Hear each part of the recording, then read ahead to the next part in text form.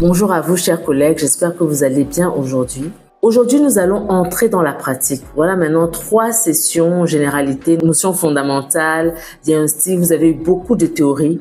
Il est temps maintenant de passer à la pratique. Je suis sûre que la plupart d'entre vous ont déjà une expérience dans la prise en charge de l'hypertension artérielle, mais nous allons procéder à des cas cliniques pour améliorer, n'est-ce pas, notre stratégie diagnostique. Et donc, je vais vous proposer 3 cas cliniques aujourd'hui que je vais vous présenter et vous allez choisir un cas clinique et m'envoyer par mail vos réponses. Nous allons faire une session Zoom tous ensemble pour corriger ces différents cas et pouvoir voir vraiment quelles sont les réponses, quelle est la meilleure stratégie diagnostique en fonction des cas qui seront présentés.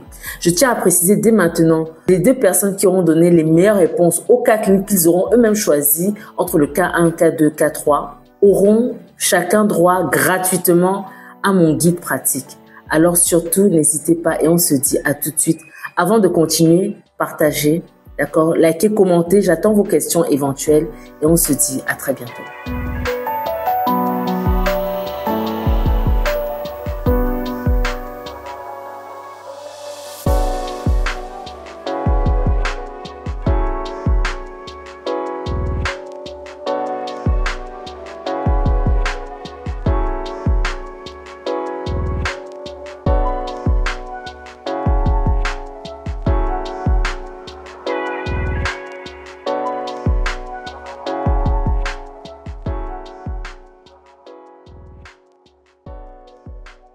Bonjour à vous, j'espère que vous allez bien, chers collègues.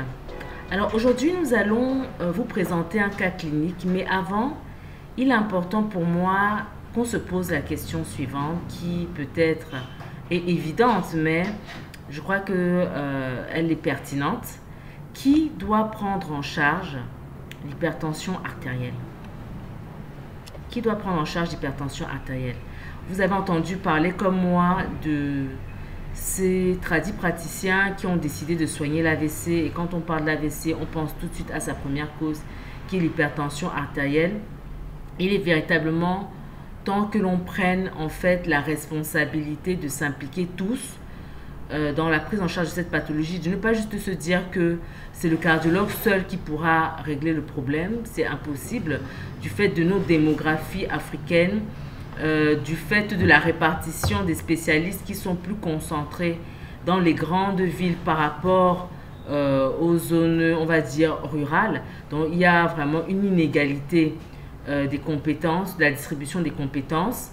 Et donc, que ce soit le MG et même l'infirmier, on doit tous s'intéresser à cela parce qu'il y va en fait de la santé de nos populations aujourd'hui et demain.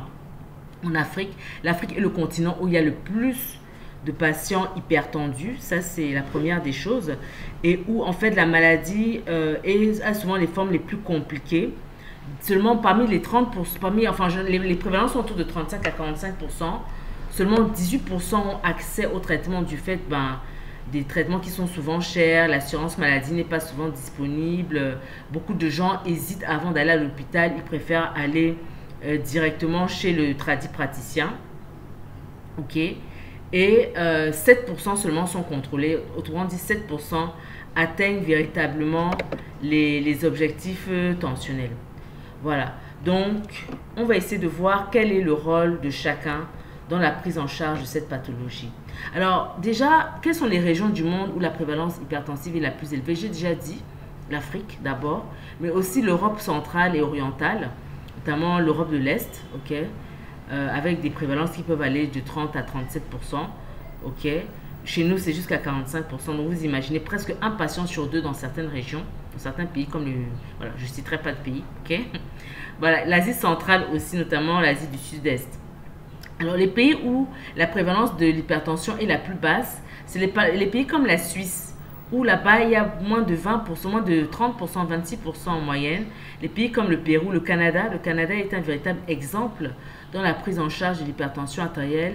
Ils ont beaucoup, comment dirais-je, fait de protocoles, que ce soit au niveau des médecins généralistes, que ce soit au niveau des infirmiers, pour vraiment diminuer la prévalence de cette pathologie. Et d'autres pays comme Taïwan, l'Islande ou encore la Corée du Sud. Donc, En résumé, on peut dire que les prévalences les plus élevées sont surtout donc dans nos pays, les pays à revenus intermédiaires ou faibles, et dans les pays à fort revenu, la prévalence est moindre parce que en fait, les stratégies sont plus efficaces. Alors, quels sont les 4 points communs des stratégies efficaces? Dépistage précoce premièrement, avec un accès facilité aux soins, ok? Notamment, les compétences sont mises en œuvre rapidement. Il n'y a pas d'hésitation. Donc, d'où l'importance de la formation continue. Deuxièmement, la standardisation des protocoles de traitement. Voilà, donc tout le monde face à une HTA, on va dire quoi, grade 1 a la même attitude, face à une urgence hypertensive à titre d'AVC par exemple, a la même attitude. Il n'y a pas de discordance dans la prise en charge des patients en fonction des profils. Des campagnes de sensibilisation sur les facteurs de risque, très important, dont la prévention. Ok, et le suivi régulier avec l'implication des soins primaires. D'accord, donc l'importance du suivi régulier. Dans nos contextes, on a l'impression à chaque fois il faut aller voir le cardio. Et pourtant non. Et c'est ce que nous allons voir dans quelques minutes. Alors, quel est le rôle de l'infirmier? De manière résumée, d'abord, l'infirmier doit être en mesure de dépister la pression artérielle. Oui, il doit être capable de dire, voilà une pression artérielle qui est élevée, attention, il faut alerter le médecin et inviter rapidement le patient à aller voir le médecin.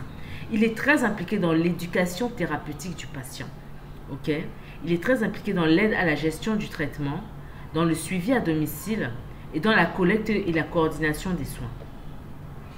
Le MG, lui, bien sûr, doit être en mesure, bien sûr, de dépister, de faire un diagnostic précoce de l'hypertension artérielle, de faire la prise en charge initiale, okay, d'assurer le suivi et d'orienter vers le spécialiste quand c'est nécessaire. Et nous allons voir dans quel cas.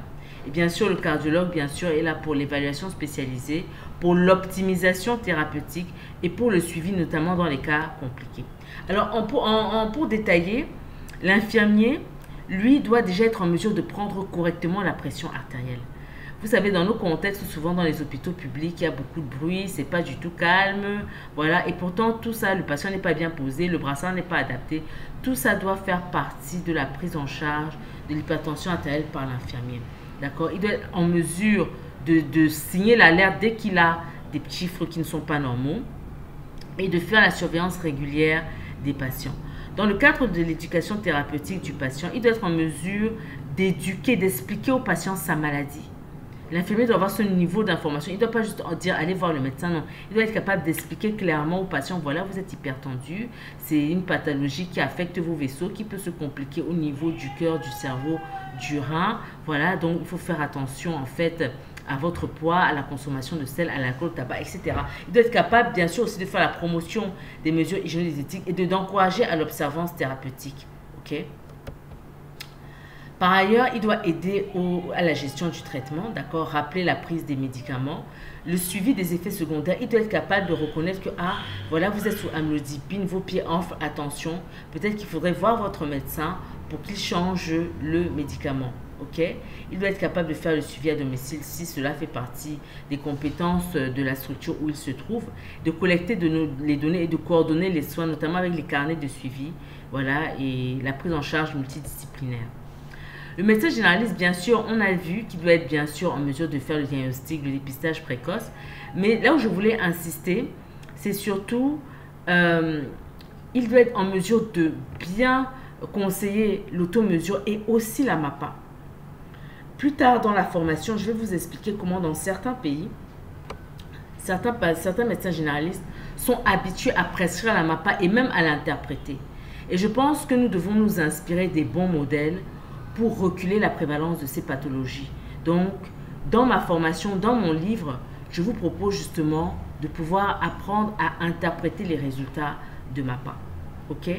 Donc, dans la prise en charge initiale, il doit être en mesure de faire une éducation thérapeutique vraiment exhaustive sur le risque cardiovasculaire.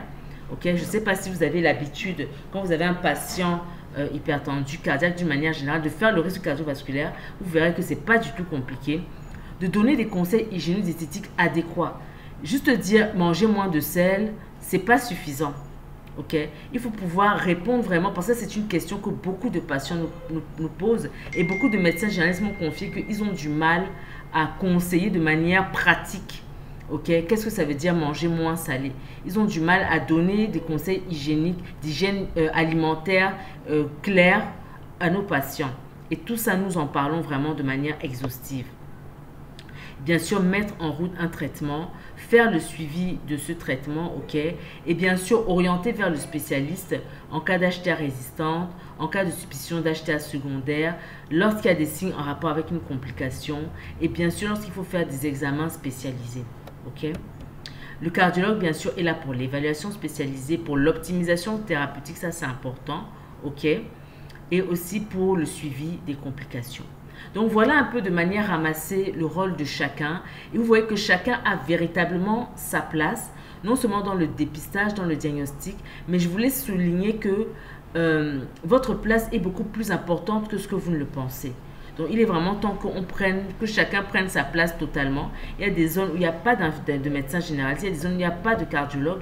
Et là, le MG doit être en mesure de faire une prise en charge optimale avant que le patient ne voit le cardiologue éventuellement, parce que certaines se déplacent carrément, vont d'une ville à l'autre pour voir le cardiologue, et ça je trouve que c'est dommage. Il faudrait qu'il y ait une bonne coordination des soins, une bonne coordination entre nous, justement pour faciliter les choses à nos patients, pour qu'ils ne se retrouvent plus justement dans des situations où ils doivent attendre longtemps, ou bien et puis finalement développer des complications et arriver chez le cardio à un stade irréversible. Alors voilà le cas clinique que je vous propose, ok, et ce que je vous suggère, c'est soit de répondre via les commentaires, ok, de chacun donner vos avis en commentaire. Je pense que ça va être très stimulant et je le corrigerai lors de la vidéo de la semaine prochaine, avant notre webinaire dont je vais parler tout à l'heure. Alors le cas clinique est le suivant. Monsieur D, 54 ans, consulte pour un bilan de santé annuel. Il n'a pas d'antécédents cardiovasculaires connus, il ne fume pas et il est en surpoids. Ok, un IMC autour de 28 kg par mètre carré. À l'examen, donc à 2 reprises, à une semaine d'intervalle, sa tension tournait autour de 148 sur 92 et il ne se plaint d'aucun symptôme. Donc, première question, doit-on débuter un traitement anti-hypertenseur sur la base de ces mesures isolées? Première question. Deuxième question, comment s'assurer du diagnostic de l'hypertension artérielle? Okay. Qu'est-ce qu'il faut faire pour confirmer que le patient soit hypertendu ou pas? Voici maintenant les résultats de la MAPA. Donc, vous allez regarder les différents résultats. Et qu'est-ce que vous allez conclure à l'issue de votre étude de ces résultats? Et quelle prise en charge vous allez proposer à Monsieur D? Voilà. Personnellement, j'estime que le médecin généraliste doit bénéficier c'est comme les protocoles dans le palu, dans toutes ces maladies infectieuses qui sont déjà bien conventionnelles, tout est clair. Ça doit être pareil pour l'hypertension artérielle et beaucoup de pays justement ont mis cela en place.